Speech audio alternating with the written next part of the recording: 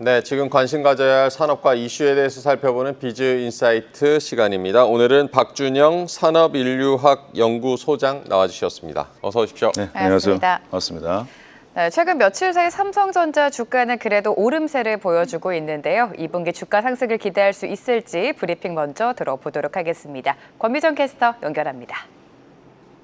네, 삼성전자가 1분기 깜짝 실적을 기록한 후 이제 시선은 2분기로 향하고 있습니다.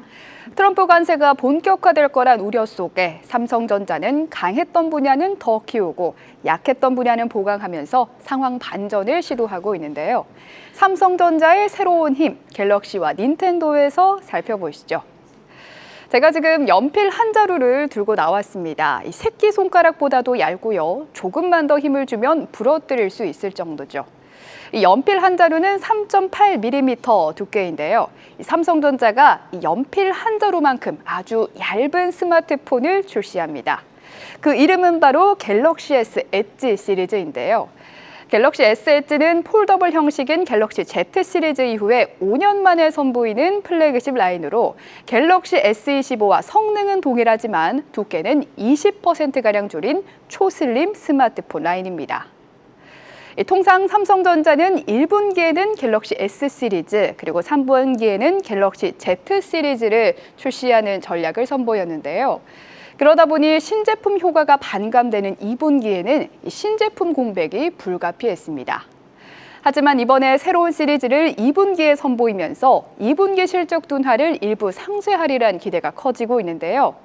지난 1분기 깜짝 실적을 이끈 게 바로 모바일 사업부 갤럭시 S25의 흥행 덕분인 만큼 이번 2분기 실적도 새로운 시리즈 이 엣지가 선방해줄지 기대를 모으고 있습니다.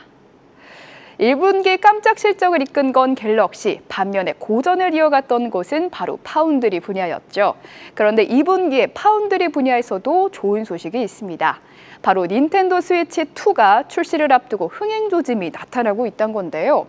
이 스위치 2에 탑재되는 기기의 두뇌, 엔비디아의 테그라 시스템온 칩을 삼성전자 8나노 공장에서 생산을 하기 때문이죠. 닌텐도 스위치의 전작 스위치5는 전 세계에서 1억 5천만 대가 팔린 베스트 아이템이고요. 또 스위치5는 그 아이템의 8년 만에 후속작이기 때문에 기대가 엄청난데요. 닌텐도는 10개월간 1,500만 대 판매를 전망하고 있고요. 또 다음 달 5일에 출시한 스위치2는 사전 흥행에서부터 인기가 대단하다고 합니다. 이렇게 8나노에서 고객사를 다변화한 것뿐만 아니라 7나노 그리고 4나노에서도 국내외 팹리스에서 주문이 잇따르고 있다고 하는데요. 이렇게 삼성전자가 모바일과 파운드리 같은 주력 사업에 힘을 쏟고 최근에는 또 다른 먹거리를 찾아 나선다는 소식도 들려왔었죠. 특히 눈에 띄는 핵심 사업이 아닌 주요 산업을 보조하는 업종을 인수하고 있는데요. 지난주에는 자동차에 넣는 오디오로 유명한 마시모의 오디오 사업부를 인수했다는 소식이 나왔고요. 또 어제는 독일의 공조회사 플렉트를 2조 4천억 원에 사들이면서 사업의 분야를 점차 넓히고 있습니다.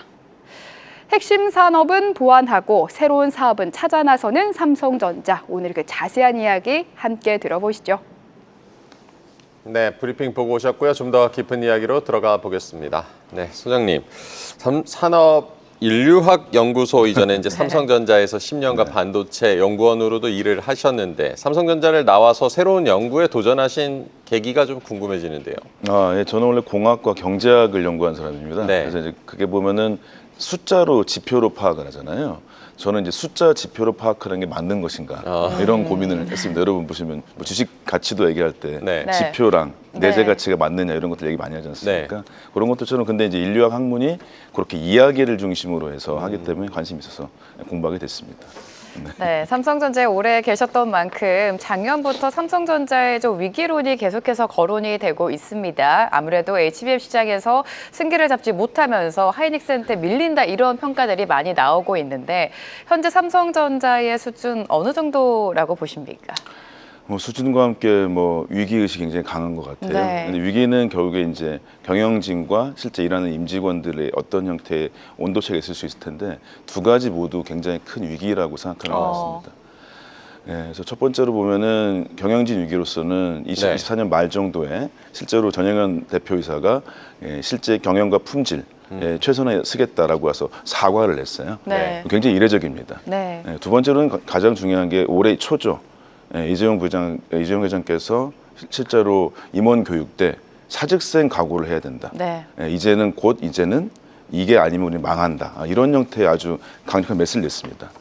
이런 것들을 보시면 이제 굉장히 경영진 쪽에서는 힘들다라고 얘기한 걸로 맞을 것 같고요. 두 번째로는 결국에는 이제 기술적으로 봤을 때 엔지니어들이 어느 정도의 어려움을 갖고 있는지라고 하는 게 있을 수 있을 것 같아요. 이제 도표도 많이 나오겠지만은 기본적으로 하이닉스가 25년 1분기 처음으로 거의 30년 만에 분기 매출 1등을 그 점유했습니다. 메모리 그렇죠. 시장에서. 네. 말하자면 삼성전자 메모리 쪽에서 30년 이상을 1등했던 것들을 처음으로 선도 바뀌었습니다. 굉장히 이례적이죠. 이런 것들에 대한 임직원이 갖고 있는 위기의식이 있는 것이고요. 결국에는 이제는 삼성 내부에서는 초격차라는 단어를 쓰기를 굉장히 금하고 있습니다. 내부적으로. 초격차라고 생각했던 메모리 같은 경우가 이제는 실제 경쟁하는 정도로 바뀌었고, 그다음에 이제 초격차를 줄여서 파운드리가 이제 격차 없이 점유율 늘리려고 했던 것들이 실제적으로 봤을 때는 초격차라고 상황이 돼버린 것이죠. 그러니까 초격차를 없앨 것은 생겨버리고 있었던 것은 없어져 버리는 이런 형태가 되기 때문에 기술적으로 경영적으로 굉장히 어려운 상황인 것 같긴 합니다.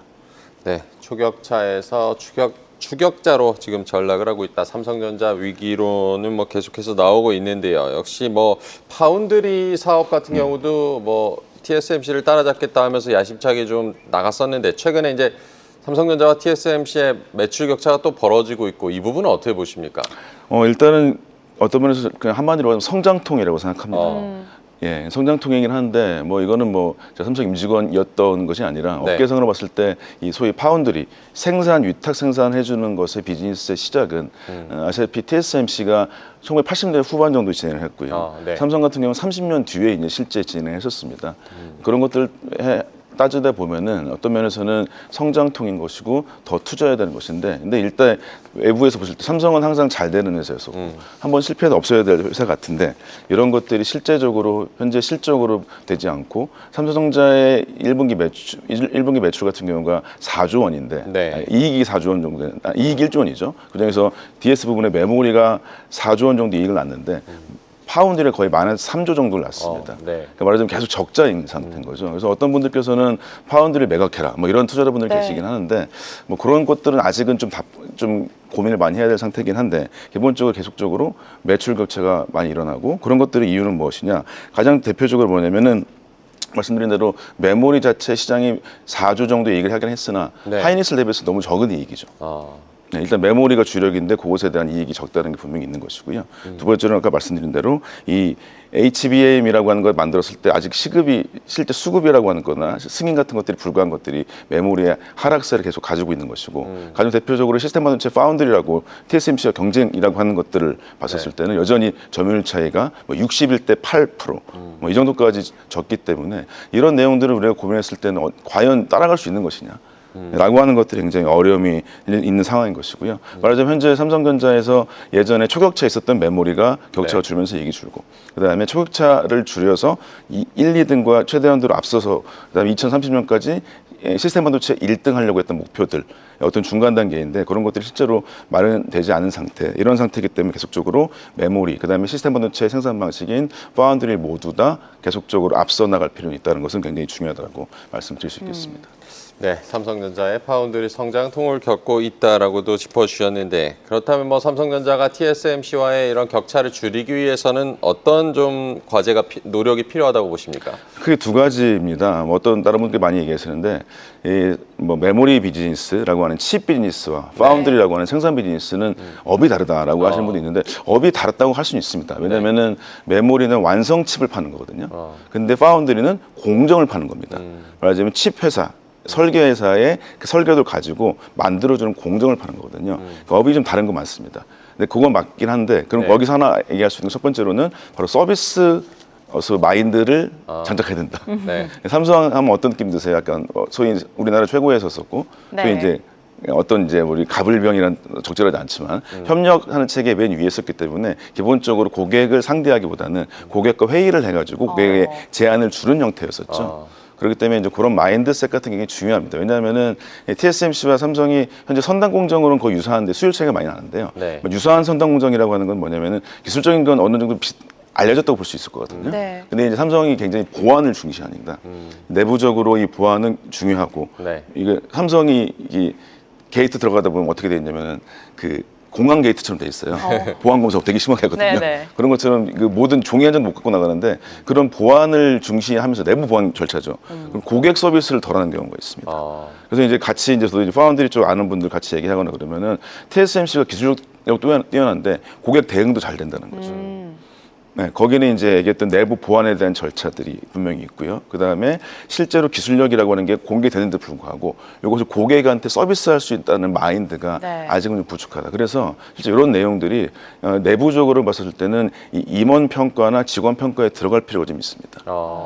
실제로. 그러니까 우리나라 사람들 못하는 거 별로 없거든요. 근데 이제 내부적으로 원래 기조가 대부분 산업을 전체적으로 다 1등하고 장악해야 될 어떤 스탠스가 우리나라 기업들의 스탠스였다면 네. 지금은 글로벌 협력에서는 결론적으로 봤을 때 잘하는 것들을 따로따로 협력해야 되거든요. 그렇지니까 협력과 서비스 마인드가 필요하다라고 있을 것 같고요. 좀 길어졌지만 두 번째로 되게 중요한 게 말씀 안 하시는 게 메모리든 파운드리든 같은 산업이라고 좀 봅니다. 왜냐하면 결국에 웨이퍼를 생산해야 되거든요. 네. 말하자면 많이 들으실 거예요. 수율 향상이 되게 중요합니다. 근데 이 수율 향상이라고 하는 것을 어떤 분들은 뭐 설계 엔지니어가 잘해야 돼요. 뭐 업계를 잘 모르시는 분들이 이렇게 얘기하는데 수율이라고 하는 거는요. 이 연구소란 데에서 되게 복잡한 공정을 다 만들어냅니다. 그다음에 그것을 되게 많은 수많은 장비로 이식해서 그 수많은 장비를 같은 그 성능을 나게 해야 되거든요. 근데 그것은 똑똑한 누가 천재가 있는 게 아니라 그 장비나 설비를 만지는 사람들의 노하우에 달려 있어요. 근데 그것들을 아주 TSMC는 오랫동안 잘해왔었습니다. 그러니까 TSMC가 보시면 특히 이제 보시면 되게 선단 공장을 만들었는데도 불구하고 TSMC는 바로 수율이 나온다 그러잖아요. 네, 근데 삼성전자는 수율이 안 돼서 수주를 못 받았다고 하질 않나. 이런 것들 보게 된다면 보시다시피 기본적으로 그건 전자회사지만 네. 장비라고 하는 건 기계와 가까울 거잖아요. 그다음에 반도체 공정은 화학 공정이거든요. 그래서 정밀 화학이나 뭐 정밀 기계 쪽에 대한 지식들 그런 엔지니어들 양성하고 높여야 수율이 올라갑니다. 네, 두 가지 측면 좀 서비스 마인드와 수율 확보가 필요하다라고 하는 걸 말씀드렸습니다. 네, 서비스 마인드와 수율 확보가 필요한 시점이다라고 말씀해 주셨습니다. 이렇게 TSMC와 격차도 문제지만 인텔 역시 삼성전자의 불안감을 좀 키우고 있는 상황입니다. 인텔이어 파운드리 사업부활을 선언을 했는데 이런 인텔의 행보가 삼성전자에게 기회로 작용할지 또 어떤 위협을 줄지가 궁금해지거든요. 일단 크게 보자면 네. 두 가지로 나눠서 보자면 정치적인 내용과 기술적인 내용을 나눠야 될 것 같아요. 정치적인 내용으로 봤을 때는 일단은 인텔은 유일할 수 있습니다. 왜냐하면 미국이라고 하는 거대한 패밀리스가 있고 네네. 현재 뭐 소위 이제 관세 장벽이 좀 애매해지고 있긴 하지만 트럼프가 이제 이런 발언까지 했죠. TSMC랑 인텔이 합병해라. 뭐 이런 얘기가 있었습니다. 그건 이제 좀 어렵지만 그런 것들을 봤을 때는 정치적으로 지역적으로 지정학적으로 봤을 때 인텔이 어느 정도의 미국의 수요를 정책적으로 받아들일 수 있겠다라고 하는 것은 삼성의 위기일 수 있습니다. 왜냐하면 그것들이 실제 SK하이닉스나 삼성전자나 TSMC가 미국의 현재 IRA 법안 때문에 공정을 짓고 있거든요. 거기에 수주가 좀 줄 수 있습니다. 근데 결국에 두 번째로는 기술적으로 인텔은 실패하고 있습니다. 지금 아까 말씀드렸다시피 초격차 기술의 수율 측면을 인텔의 별명이 뭐냐면요, 7나노미터 장인이라 그래요. 아까 보신 브리핑 때 삼성전자가 레거시 공정이라고 할 수 있는 8나노 가지고 네. 닌텐도 수율을 가져갔잖아요. 네. 그럼 8나노, 7나노는 거의 5년 전 이상 공정입니다. 근데 그것을 못 만들고 있어요, 인텔은요, 지금. 네, 그거는 그 기술적인 차이, 그 다음에 아까 말씀드렸다시피 TSMC나 하이닉스처럼 설비 엔지니어로 중시하거나 이런 것들이 없기 때문에 하루아침에 따라가기 없다고 봅니다. 그 아무리 정치적으로, 정책적으로 도움을 준다 할지라도 품질과 수율이 안 나오게 되면은 어려울 것이다. 그래서 기술적인 거 봤을 때는 그렇게 위협이 되지 않을까라고 저는 봅니다.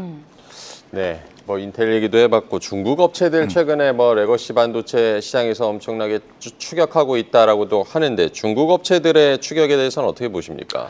일단 가장 클 수 있는 거는 중국은 일단 자기 자체적으로 설계와 생산을 같이 할 수 있도록 네. 그다음에 소부장까지 될 수 있는 거의 한 나라에서 달 수 있는 서플라이 체인을 만들고 있어요. 네네. 어마어마하죠. 아직까지 기술은 한 3년 차이가 나고 있긴 합니다. 근데 결국에 결론적으로 뭐냐, TSMC와 같은 수준의 수율과 품질, 그다음에 기술력을 가지는 수밖에 없습니다. 네, 기본적으로 우리가 반도체 산업이 지금 각광받는 이유도 중국의 규모의 경제에 대부분 밀리고 있기 때문에 다른 산업들이 어렵지 않습니까? 네. 그나마 반도체 생산이 약 3년 정도를 앞서고 있습니다. 근데 그 3년이라는 건 굉장히 짧은 기간이거든요. 그러면 TSMC라고 하는 게 지금 3나노, 2나노를 만들고 있고 삼성도 만들 수 있습니다. 네. 근데 그것이 고객을 확보하고 수요를 확보할 수 있는 품질 안정성, 고객에 대한 서비스, 요게 그 수준이 돼야 TSMC와 경쟁하지 않으면 중국에는 레거시 공정과 옛날 공정 밀릴 수밖에 없거든요. 예, 이런 것들이 이제 대표적인 사례로 보시면 뭐 GAA 패시라고 해서 2023년도에 삼성이 먼저 만들었어요. 네. 근데 수주를 못 받았어요. 왜냐하면 네. 수율이 안 나와서. 어. 예, 근데 올해 TSMC가 GAA 패시라고 하는 것을 이제 도입을 합니다. 근데 하자마자 갑자기 수율이 50% 이상 나왔어요. 예, 이것은 연구 개발 문제가 아니라는 거죠. 그 제조 생산의 설비에 대한 수율과 이런 것들에 대해서 계속적으로 확보할 수 있었던 기반 기술력, 숙련 엔지니어도의 어떤 수율 창출 능력 이런 것들 때문에 가능했다. 다시금 돌아볼 수 있는 게 결국에 격차를 벌릴 수 있고 중국에 갈 수 있는 것은 3년 정도의 기술 차이 나고 있으나 이것들에서 계속 좀이라도 뒤처지게 되고 6개월 떨어지게 되면은 줄어들겠죠. 네. 그러면 물량 공수로 더 단가를 낮추겠죠. 그럼 이익률 줄어들겠죠. 결국에 뒤로 갈수록 벼랑 끝입니다. 앞으로 갈 수밖에 없는 것이고 그건 TSMC라고 하는 것과 동일한 수준의 더욱더 서비스 맛을 갖추고 수율 확보를 위한 엔지니어의 어떤 기술력을 높여야 된다라고 하는 걸로 다시금 뭐 또 약간 공장님 말씀처럼 되긴 네. 하지만 반복될 수밖에 없을 것 같습니다. 수율 향상, 수율 확보의 중요성을 지금 계속해서 강조해주고 계십니다. 파운드리 분야의 부진, 삼성전자 내부에서도 이 부분을 인지하고 지금 대규모 투자에 나서고 있는데 주요 반도체 장비들과의 접촉을 늘리면서 지금 선단 제품 성능 향상에 좀 집중을 하고 있다고 합니다. 이 부분도 짚어볼까요? 네, 왜 결론적으로 봤을 때는 현재는 성장통이고 그럴 때일수록 항상 영양분을 공급해주고 돈을 주고 지식을 주고 사람을 줘야겠죠. 네. 어떤 분들께서는 이제 파운드리 업계 자체가 너무 안 나오니까 네. 이제 매각하자 이런 얘기 많이 하시거든요. 네. 저는 그건 아니라고 봅니다. 말씀드렸다시피 메모리하고 파운드리라고 하는 게 이제 파운드리 생산 방식이고 메모리든 시스템 반도체든 간에 둘 다 결국에는 생산품이거든요. 같은 팹에서 만들고 90% 이상 같은 장비를 씁니다. 이런 상태를 봤을 때는 지속적인 파운드리 투자를 확대해야 되는 것이고 뭐 TSMC와 파운드리, 삼성 파운드리 엔지니어 숫자가 3대1 차이 나기도 해요. 그런 것도 있을 수도 있는 것이고요. 근데 계속적으로 어려운 이유는 무엇이냐? 결국에는 이 어려운 이유가 삼성전자가 계속 어려운 과제를 하고 있는데 네. TSMC가 너무 기반기를 잘 갖추고 뛰어나다는 얘기겠죠. 그럼 여기서 할 수 있는 건 무엇이냐? 지금 가장 최신 나노, 3나노, 2나노로 할 수 있는 것은 삼성전자와 TSMC밖에 없습니다. 그다음에 TSMC는 기본 단가가 너무 비싸요. 네. 그래서 고객들도 계속 삼성한테 이렇게 옆구리를 찌릅니다. 좀 잘 좀 해봐 이렇게. 계속 물밑 작용을 여전히 하고 있거든요. 그럼 그거만 된다면 기본적으로 삼성전자가 이 마켓을 올릴 수 있는 확률은 꽤 높을 것입니다. 그런 것들을 우리가 한번 고민할 것이고 그러기 위해서 작년에 조직 개편을 크게 했어요. 삼성전자가 이제 작년 말 얘기라서 기억 안 하시겠지만 첫 번째로는 한진만 사장이라는 사람을 이제 선임을 했는데 네. 그분은 특이하게 마이크론에서 이직한 분이기도 하고요. 그리고 이제 영어가 되게 능통하고 제품 개발을 굉장히 잘하기도 하고 그다음에 그 임직원들에 대한 희망이 되게 높습니다. 네, 그러니까 이제 말씀드린 대로 서비스 마인드가 좋고 네. 제품을 잘한다는 얘기는 고객을 잘 만나기 좋겠죠. 이게 이제 이쪽인 것이고요. 두 번째는 협력과 서비스를 잘한다. 두 번째로 남성우 CTO라고 남성우 사장 같은 경우는 공정개발 연구소의 개발 실장이었었고 삼성전자의 제조센터 담당이었었습니다. 그러니까 제조와 공정과 생산과 수요를 담당했던 사람입니다. 이 사람을 파운드리로 옮겼어요. 말하자면 메모리에 했던 성공 방식이든 파운드리 둘 다 같이 했던 방식을 잘해서 최대한도로 수요를 높여봐라. 네. 이런 형태로서 이 두 가지 형태의 임원이라고 사장단 인사를 했다고 하는 것들은 일단은 기본기부터 다시 해보겠다라고 하는 마인드를 볼 수 있을 것 같아요. 그런 것들 봤었을 때 저는 좀 더 지켜보시고 삼성전자 한진만 사장도 뭐라 그랬냐. 우리가 2나노, 3나노 좋은데 일단은 4나노 정도부터 안정화시키고 3년 안으로 최대한도로 우리가 다시금 성장 동력을 찾자라고 선언을 했거든요. 그런 걸 보게 됐을 때 좀 적절한 말이 아니었는가 싶습니다. 네, 이런 삼성전자의 인적, 이 조직 개편이 성과로 이어질지를 아마 지켜봐야겠고요. 시장에서 좀 궁금해하는 것은 삼성전자가 언제 HBM 랠리에 올라탈 것인가? 이 네. 부분은 어떻게 보십니까? 일단은 지금 뭐 내부적인 게 다 말씀드리긴 어렵긴 하지만 일단은 시간을 말씀드려봤자 되게 애매한 것 같아요. 왜냐면 이제 그 신문 기사로 한번 나온 거 말씀드리게 네. 되면은 이제 소위 이제 결국 엔비디아 테스트 승인이죠. 네. 네. 엔비디아 테스트 승인이라고 하는 게 작년 말 정도 때 이게 제품 승인이 있고 환경 승인 같은 게 있거든요. 제품 승인은 됐습니다. 환경은 뭐냐면 한마디로 말씀드리면 수율과 양산이 되냐라는 거죠. 그 승인이 안 됐었어요 작년에. 그게 기사가 났었으니까 말씀을 드릴 수 있을 것 같고 그 상태가 있다가 올해 초에도 왔다 갔다 하면서 계속 뭔가 테스트를 하고 있긴 합니다. 근데 저는 이제 올해 말 정도까지라는 생각이 되긴 하는데 네. 그것들이 시일은 누구도 당당하지 못할 것 같습니다. 근데 이제 거기서 이제 해야 될 것은 삼성에서 이제 기사도 많이 보실 건데 HBM4라고 하는 것들을 네. 이제 개발하고 있어요. HBM3E가 지금 이제 하이닉스가 거의 독점 공급해서 엄청난 이익을 얻은 네. 상품인 거고 요것에 승인 받는 게 첫 번째 급선무입니다. 아무리 이익이 줄더라도 그러니까 그 벤더가 두 개 되니까 이익이 줄겠죠. 네. 삼성과 SK 하이닉스 하더라도 근데 일단 여기를 통과해야 됩니다. 근데 여기는 기존 기술이고 삼성이 고전했던 기술입니다. 근데 HBM4라고 하는 것들은 뭐 하이브리드 본딩이라고 독특한 장비를 쓰는데 그런 것들은 삼성이 원래 잘했던 공정 쪽에 좀 가깝습니다. 그래서 그런 것들을 한다면 한마디로 얘기해서 좀 점프업 할 수 있는 걸로써 승인도 같이 할 수 있고 이미 신문에서 났지만 테스트 돌리고 있습니다. 이미. 네. 그래서 그런 것 좀 다른 기술이기 때문에 조금 더 어떤 격차를 쫓아가는 것보다는 새로운 단계이기 때문에 좀 다르지 않을까라고 예상을 조심스럽게 할 수 있을 것 같습니다. 네, 우리가 브로드컴을 생각하면 글로벌 시장에서 주목을 받았던 이유가 최근 10년 동안 적극적인 M&A를 통해서 급성장을 이루어왔습니다. 이렇게 기업들의 M&A가 기업 가치를 이끌 수가 있는데 삼성전자의 M&A 전략은 어떻게 해석하셨습니까? 일단은 M&A는 네. 이번에도 뭐 우리 브리핑도 말씀하셨지만 저희 DX 쪽을 많이 했죠. 네. 이번에 크게 네. 보면 많이 했고 어느 정도 의미가 있었습니다. 몇 년 전에 했던 하만 같은 경우도 실제 견고하고요. 저는 이제 나눌 필요 있을 것 같습니다. 특히 생산 쪽에 관련된 쪽은 좀 더 고민해야 될 것 같고 네. 반도체 부문의 M&A를 이 DX와 좀 연결할 필요 있다고 저는 봐요. 왜냐하면 지금 이 TSMC가 뭐라 그러냐면 고객과 소위 경쟁하지 않는다 얘기합니다. 고객이 뭐냐면은 설계 고객입니다. 근데 설계라고 하는 것들의 스타트업들을 다 인수해서 삼성전자 시스템을 사업부로 넣는 거는 고객들이 별로 좋아하진 않을 것 같아요. 근데 이 DX는 소위 얘기해서 디바이스 회사죠. 말하자면 패밀리스라고 하는 현재 이 상태를 이 디바이스와 최대한 연결해서 하게 된다면 저는 좀 의미가 있지 않을까 생각이 들긴 합니다. 이걸 놔두고 이제 그건 패밀리스 쪽이나 DX는 말씀드렸고 반도체가 결국엔 제품을 만들기 때문에 소재와 장비가 필요하거든요. 근데 보시면은 반도체 소재 부분 같은 경우는 M&A 검토는 필요할 것 같고 바로 SK 하이닉스가 이쪽을 굉장히 잘합니다. SK가 원래 화학회사였잖아요. 그래서 SK 머티리얼스 같은 경우를 통해서 그 화학 소재 같은 경우는 많이 국산을 많이 시켜놓고 있어요. M&A 많이 했고요. 이런 것도 좀 참고할 필요가 있고 예전에 반도체 장비 쪽까지 계속 장악하고 국산화하려고 많이 했었는데 이런 것들은 계속적으로 특허 소송들이 많이 나오고 있어요.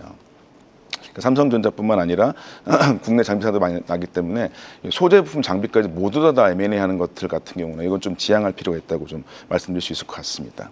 왜냐하면 이제 글로벌 그 반도체 장비 기업 같은 경우가 삼성전자에 적대적입니다. 약간 그런 것들을 좀 고민해서 이 실제 협업을 어떻게 할 것이고 M&A를 통해서 어떻게 경영내로 늘 것인가에 대한 의사결정이 필요할 텐데 저는 이 생산에 관련된 소재 부품 장비 같은 경우는 어떤 형태의 그 M&A 쪽보다는 협업이 나을 것 같다는 생각이 많이 들긴 합니다.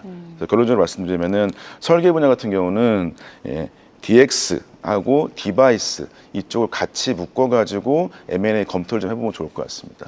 M&A 검토도 있을 수 있겠지만 요즘에 우리나라 스타트업들이 되게 잘 되고 있어요. 예를 들면 들어보시던 피리우사나 뭐 이런 리벨리온 같은 회사들이 있는데 설계 회사들 같은 경우가 좀 더 합쳐져가지고 삼성과 협업도 하면서 여러 가지 기능들을 같이 뭐 만들어가면 좋을 것 같긴 하고요. 그게 돼야 삼성전자가 그 예전에 가장 강했던 포트폴리오, 반도체가 다 있고 세트가 있다.